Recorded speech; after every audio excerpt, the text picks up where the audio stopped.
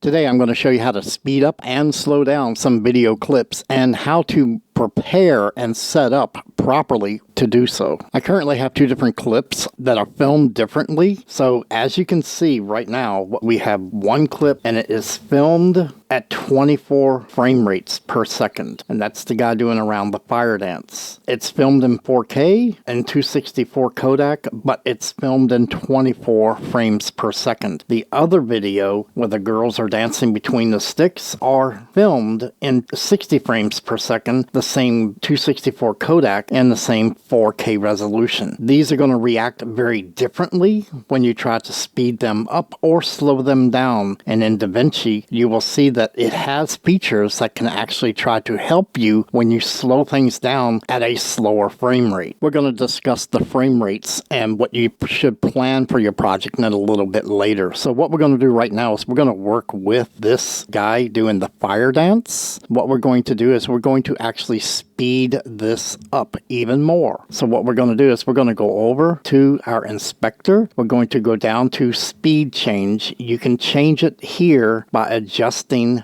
the actual speed itself. The lower the number, the slower, the higher the number, the faster. But the way that I like to work it is we're going to go down to the clip, right click, and we're going to go ReTime Controls. What that's going to give us is it's going to allow us to speed up or slow down this clip itself by grabbing the handle up at the top where it's a double arrow. So again, if you want it to speed up, we can 2x this, and now when we play this back, it's going to be really fast. We are not cutting frames out. We are not shortening or lengthening the video itself. We're just speeding it up. So that's what it looks like at 2x. Now if we drop it all the way down to say 50% almost, and we play this back, you can see that it looks a little choppy. It looks like it's very missing some parts to this, and that is because of the frame rate that it was filmed at, and you're trying to slow it down. So what we're going to do is we're going to go back and we're going to go into the inspector. We're going to go down to ReTime and Scaling. We're going to highlight that. What we're going to do is go to ReTime Process. We're going to select Optical Flow. So what we're going to do is we're going to set this up for our eyes. Our motion estimation, we're going to go with Enhanced Better, and Resize Filter, we're going to go with Smoother. What that's going to do is it's going to try to add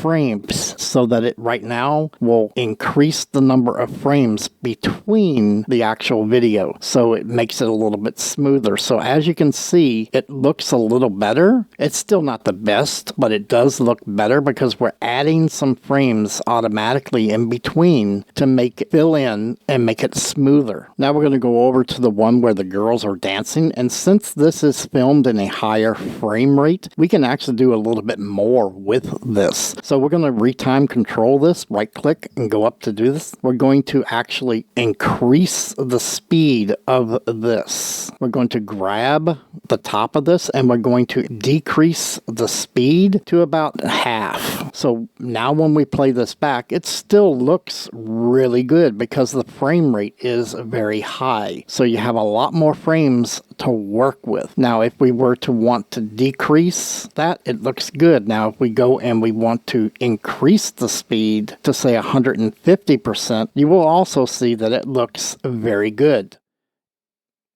You can still go in and do the ReTime scaling to this project to go optical flow and enhanced better, and the resize filter to be smoother, and it still looks good. It is very good for the eyes to see. So as you can see, the higher the frame rate, the more workability that you're going to have with changing the speed. So if you got a project and you're going to actually increase or decrease the speed of it, you might want to consider a higher frame rate so that you can actually make it look a lot more smoother and a lot better when you start changing the speeds. So that is all that we have for this. So what you need to do is experiment a little bit with different frame rates and plan your next recording accordingly. If you're going to know you're going to speed it up, you want to higher the frame rate. If you're going to slow it down, again, you might want to higher the frame rate so that you can actually fill in and make it look a lot smoother. You have more frames to work with. Okay, I hope you got something out of this, and until next time, have a good day.